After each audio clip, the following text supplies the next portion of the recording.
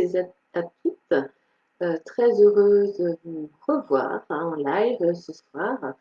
Alors, ce soir, ce sera un live assez court, simplement pour vous donner bien, des nouvelles de la rentrée, pour la rentrée, concernant mon programme Cancer féminin, objectif bien-être.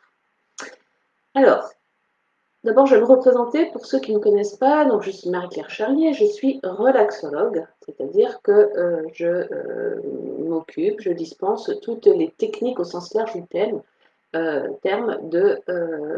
des techniques de relaxation. Je suis également praticienne EFT. Je voulais vous donner donc des nouvelles parce que je vais bientôt avoir un nouveau site. Et ce site va s'appeler Accueillir le cancer. Et je voulais en parler un petit peu. Parce qu'accueillir le cancer, pour certaines personnes, je pense que ça peut être un peu provocateur, on va dire. On peut dire accueillir le cancer, mais on n'a pas du tout envie d'accueillir le cancer quand on vient d'apprendre qu'on est malade. Et je le conçois très bien. C'est vrai que de prime abord, c'est pas ça qu'on va penser, et c'est tout à fait normal. C'est-à-dire qu'on a des émotions tellement fortes, intenses, et on a l'impression que le ciel nous tombe sur la tête et que on peut mourir là tout de suite, maintenant, si c'est pas dans quelques temps, quoi. Et c'est énorme, et c'est seulement dans un deuxième temps, une fois que ces émotions fortes sont passées, que on peut penser à accueillir le cancer. Alors attention, accueillir ne veut pas dire accepter. C'est complètement différent. Et pour ça, j'ai été rechercher un petit peu l'étymologie du mot accueillir et les définitions. Et c'est vrai que accueillir, ça vient du latin accolegere, qui voulait dire rassembler. Alors, je trouvais ça intéressant parce qu'en fait, rassembler, ben oui, en fait, la maladie, quand elle arrive dans notre corps, soit enfin, dans une telle partie du corps ou dans tel organe, finalement, c'est comme si ça s'était dissocié. C'est comme si notre corps ne vivait plus en bon équilibre, en bonne intelligence, et qu'il y a une partie là qui s'est dissociée.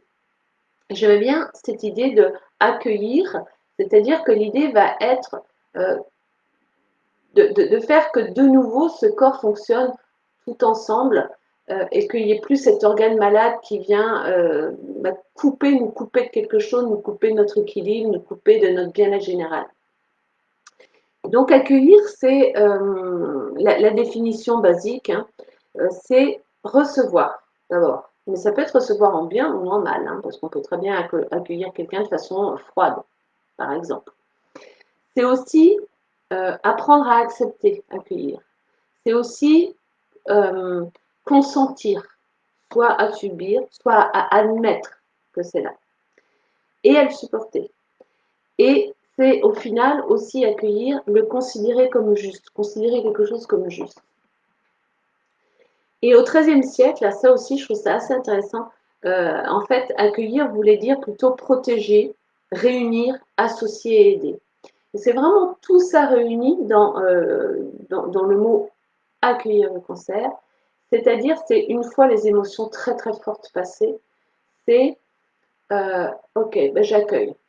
Voilà, je me pose, qu'est-ce qui se passe? Je prends acte de quelque chose qui se passe dans mon corps, et là, maintenant, qu'est-ce que j'en fais de ça?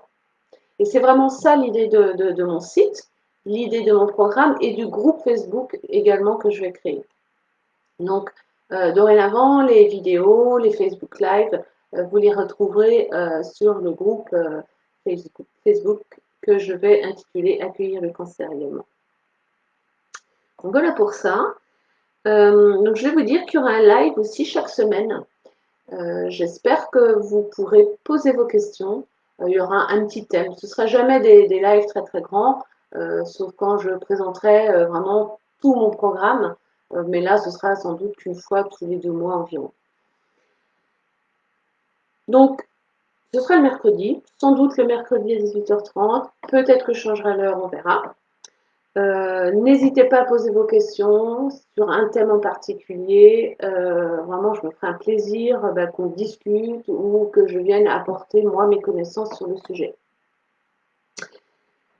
Donc, je vais rappeler brièvement mon programme d'accompagnement qui s'adresse donc aux femmes qui souffrent d'un cancer ou qui ont souffert d'un cancer, mais qui ont encore des émotions et un mal-être, encore des peurs ou des angoisses vis-à-vis de cette maladie.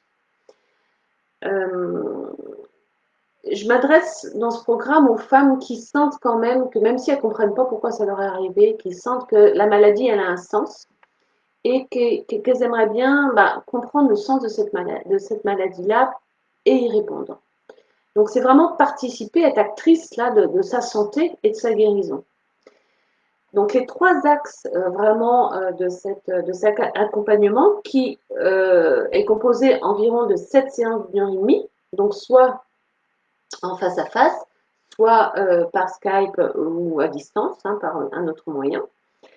Il y a trois axes principaux. Il y a l'axe des émotions, parce que c'est ce qui impacte le plus quand on apprend qu'on est malade, et moi, c'est ce qui m'est arrivé quand j'ai appris que j'avais un cancer, c'est vraiment le coup de massue sur la tête, c'est tout s'écroule, c'est il y a ma vie d'avant et il y a ma vie d'après, c'est le bouleversement pour moi, pour mes proches, c'est vraiment, comme je le dis souvent, mais c'est vraiment ça, c'est le tsunami, quoi. Et donc, dans ce programme-là, je vous propose de vous occuper d'abord de ces émotions très fortes qui viennent, de ces peurs, de ces angoisses. Et puis, une fois que ça se sera apaisé, que vous aurez appris, donc grâce à l'EFT notamment, à apaiser ça aussi de votre côté, l'idée, ce sera qu'on aille voir en amont ce qui peut-être a pu participer à l'apparition de la maladie au niveau psycho-émotionnel. Donc, est-ce qu'il y a eu un choc? Est-ce qu'il y a eu quelque chose qui a fait que ça a pu déclencher, entre autres, parce que c'est multifactoriel, la maladie. Et puis, on ira encore chercher encore un petit peu plus loin, voir si ça n'a pas pris sa source non plus dans des choses de l'enfance. On se rend compte que vraiment, la plupart des femmes, notamment, qui ont des cancers, il s'est passé des choses dans l'enfance, des choses qui n'ont pas été digérées, des choses qui leur ont donné un sentiment d'impuissance, un sentiment d'être contrainte, de subir sa vie, de devoir se plier en quatre pour les autres. Il y a eu des études de fait où vraiment il y a un profil de femmes quand même, alors on n'est pas toutes pareilles, mais il y a un profil quand même de femmes où on retrouve les mêmes caractéristiques. Donc, on va s'occuper de tout ça pour débloquer, pour libérer, pour apaiser vraiment, débloquer toute la charge émotionnelle qui empêche d'être bien tout simplement et d'y voir clair. Parce que les émotions fortes, le stress, font que ça nous empêche de penser, ça nous empêche de bien penser, ça nous empêche de prendre des bonnes décisions pour nous, ça nous coince, quoi.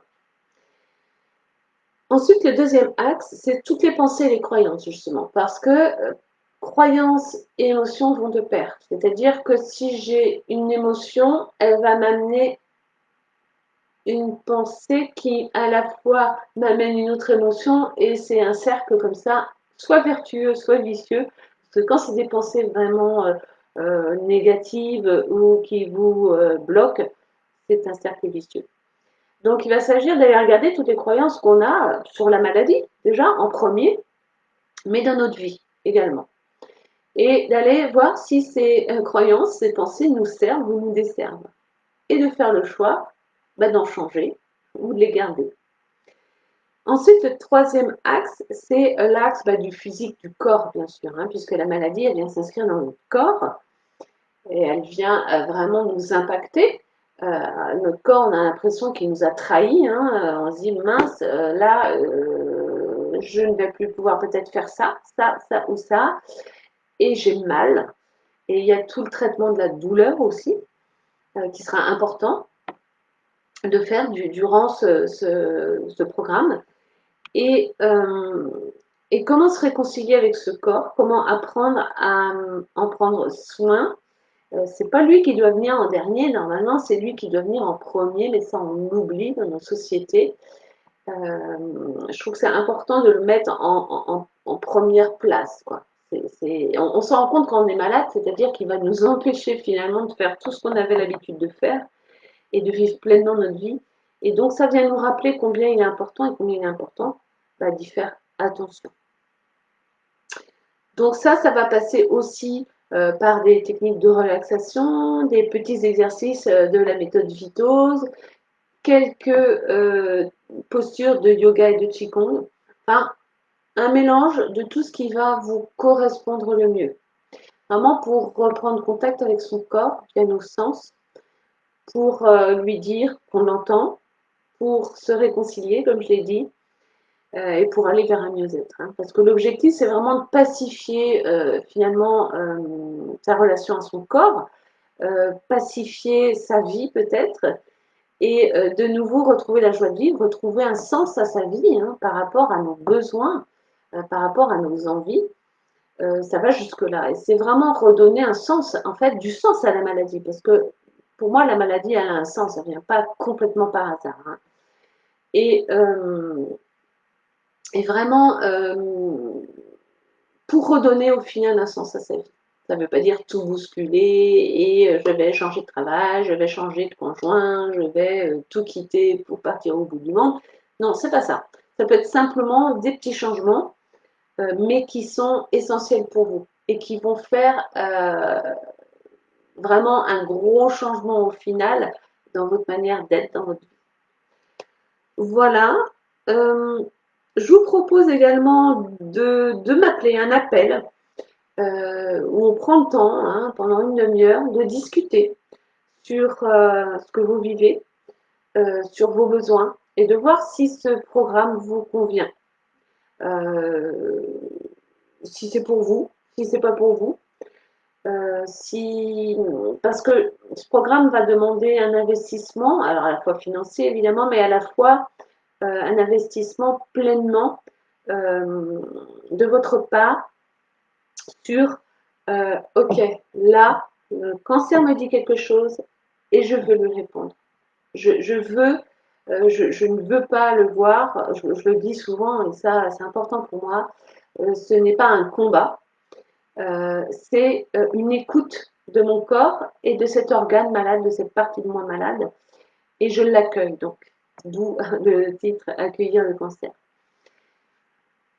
Je vous remercie de votre attention, ce sera tout pour ce soir, c'était un live court comme je vous l'ai dit, n'hésitez pas, vous pouvez donc me contacter pour le moment à l'adresse mail l'atelier du calme @gmail.com ou bien au 06 25 32 77 65. Je vous laisse, je vous souhaite une bonne soirée et puis je vous dis à mercredi prochain. À bientôt. Merci, au revoir.